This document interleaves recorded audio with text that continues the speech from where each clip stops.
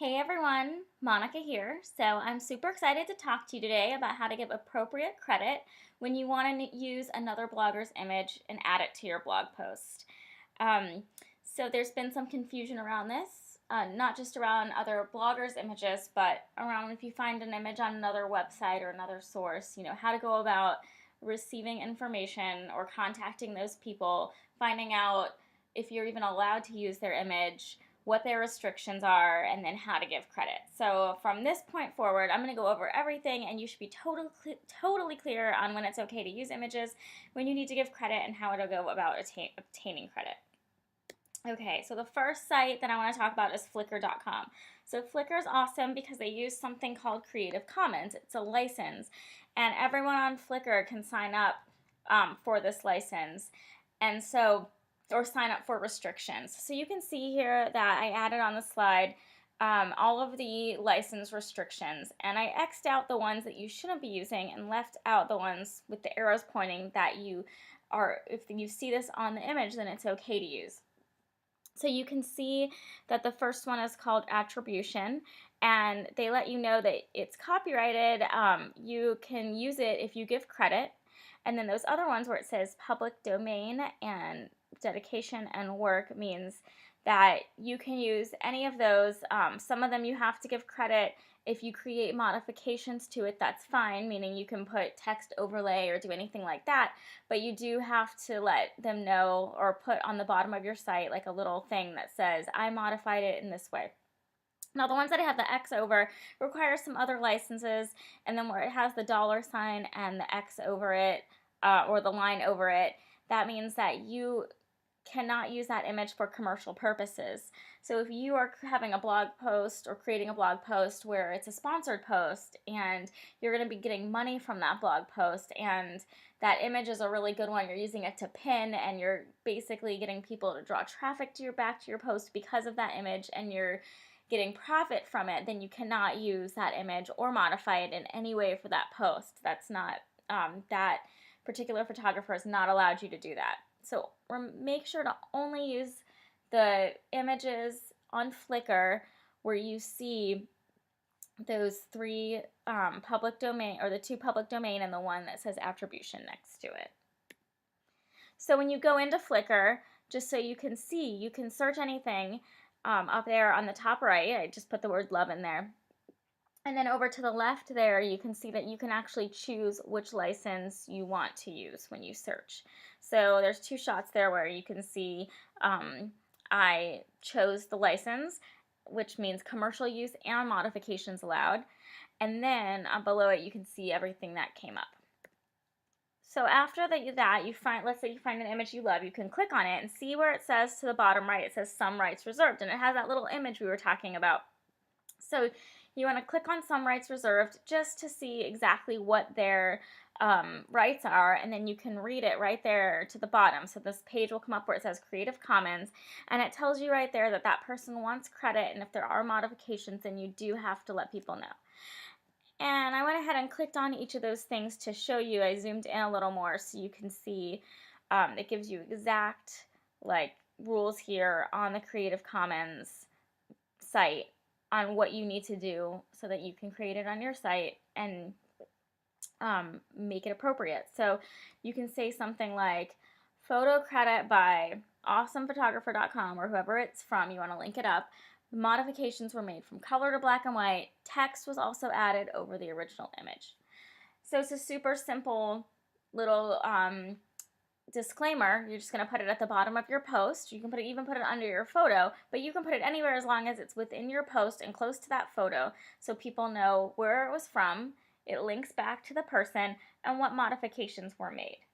Now, if you use one of the ones that are just public domain, those you don't even really need to even say anything or link it back. So some people don't even pay attention to the Creative Commons and give all credit to be used for their images. So another site that I use is this site called upsplash.com. And you can see on their site, it says free to do whatever you want. High resolution photos, 10 new photos every 10 days. So on their site, you don't even need to give any credit. You can do as many modifications as you want. Another site I love is called PhotoPin. Search millions of Creative Commons photos and add them to your blog posts easily. And these are free photos for bloggers.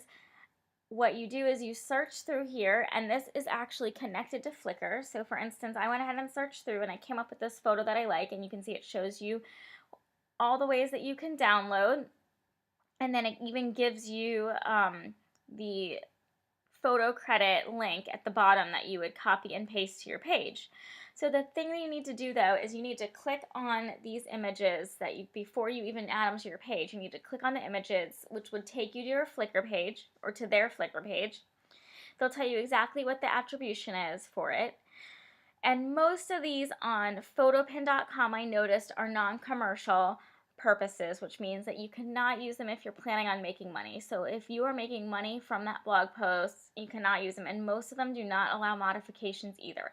Now, not all of them are like this, but I noticed that a lot of them on this site are. So they're free photos that you can use if you're not planning on making money from a post and you don't want to modify the picture.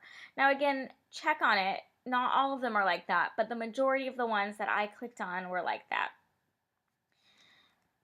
So what do you do if you want to use an image from another blogger's site? So I want to cover that with you. So all you need to do is contact them and wait for a reply. So you want to make sure you do this in advance. So I drafted out a little letter for you here that you could use. So you contact the blogger and you introduce yourself. Something like, "Hi, I'm Melissa from weddinginvitationsmadeeasy.com."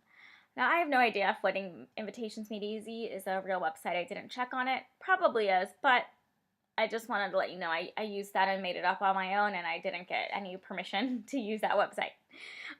So I don't know if there's anybody named Melissa from there. So moving on, I blog about simple and crafty ways to create your own wedding invitations. I noticed your image on Pinterest, and add the little link so that they know what image you're talking about, and I love it. Would you mind if I used it in my post? I would of course give you credit, but I'm wondering if I can add text or crop your image in any way. Please reply as soon as you can. Let me know what your restrictions or requirements are when letting others use images. If you want me to link back to it, just please provide me that as well. Thank you so much for your consideration, and I look forward to connecting. Cheers, Melissa. You know, just something simple and easy and nice like that. They'll either get back to you and say, yes, you can use my image. I don't want you to modify it at all. I don't want you to crop it at all, but you can use it. Here's a link back to it. I would also appreciate that too. They might reply back and say, yes, of course, use my image. You can crop it and modify it, but all I want you to do is just link back to me and give me credit to it. Or they might say like, wow, you liked that image? You can go ahead and use it. I hated that image. You never know. Or they might not reply at all, so don't take that personal. You might just get a blogger that doesn't get your email and sends it to the trash, so then you obviously wouldn't use it.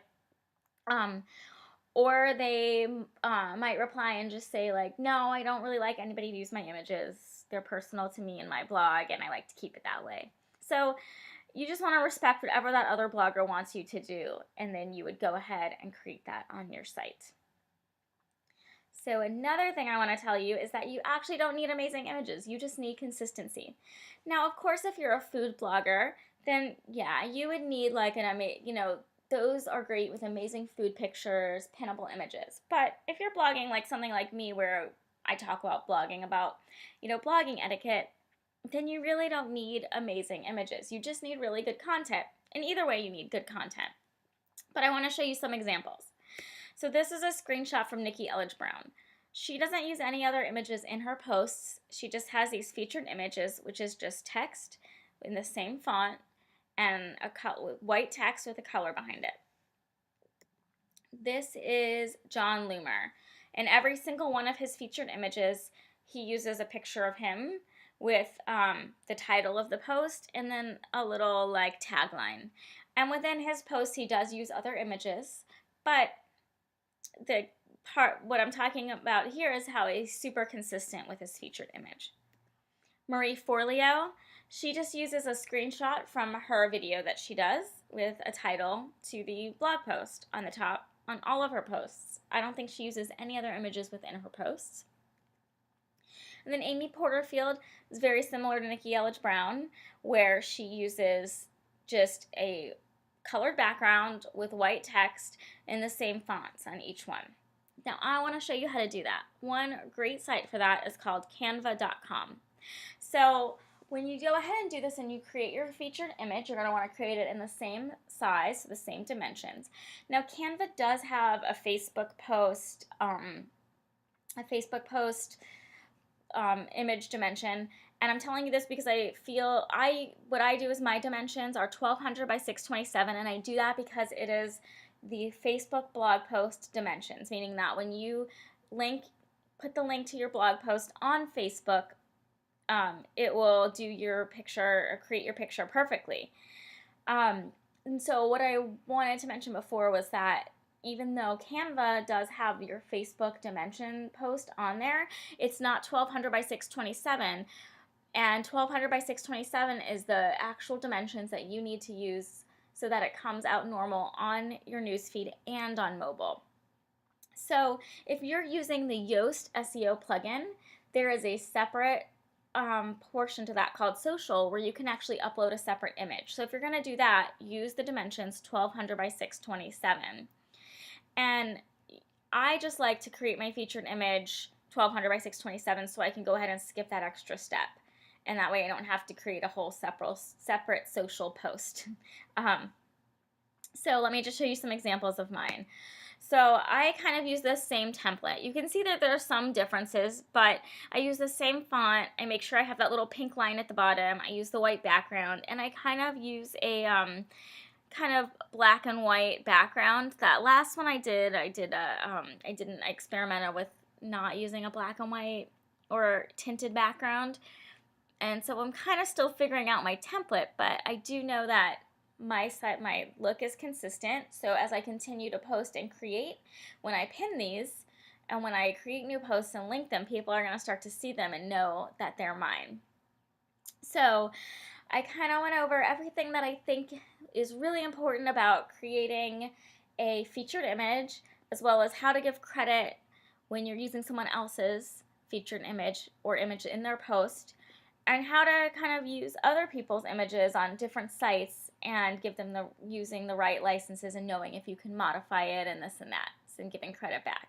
So I hope this was helpful. I hope that you understand now how to give credit to other people. And if you found this helpful, please share it on social media. Connect with me on Twitter, Facebook, and Instagram at monicadonstone. And you can find this post at monicadonstone.com/share images. So have a great day and night. Namaste.